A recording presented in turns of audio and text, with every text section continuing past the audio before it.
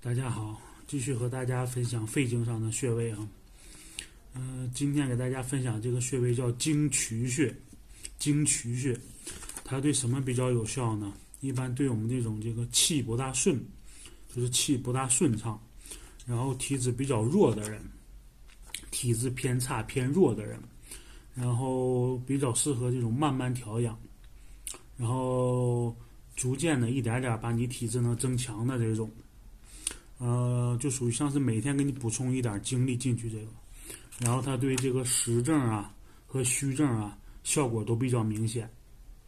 实证和虚证效果都比较明显。那它这个位置呢，就在我们这个腕横纹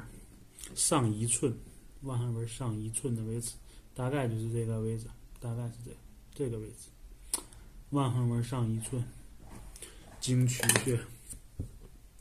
经渠穴。在这儿，经渠，你能看见这经渠穴就在这儿。它这个对这个实证和虚证吧，这个实证一般就是属于有肺热的那种咳嗽，呛咳，就像呛到了的那种咳，呛咳。在这个如果是虚症的话，一般遇到点风寒呢，喉咙就马上就痒，就要咳了，这个一般就是虚症。无论你是实证还是虚证，这个经渠都有效，都有效。一般也是你这个揉住它之后，这么点的揉住它之后，这样揉住它，然后这么拨，这么揉，里面也有一根比较小的筋，一般你能揉着它，就对了。也有痛感，痛感也算比较明显。一般的话也是3到5分钟，然后每天3到5次都可以。先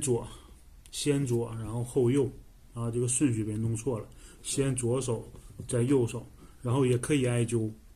这个穴位也可以艾灸，15到20分钟，啊，也是先左面，再右面就可以。这个局部潮红，微微发点汗身上，局部潮红，这个艾灸的效果就出来了，效果也很好。你就记着经渠穴的话，它就对这个气比较不顺，然后体质比较弱的人，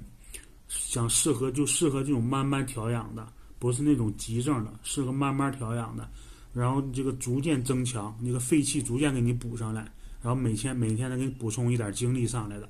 然后它对实证和虚证效果还都不错，无论是实证还是虚证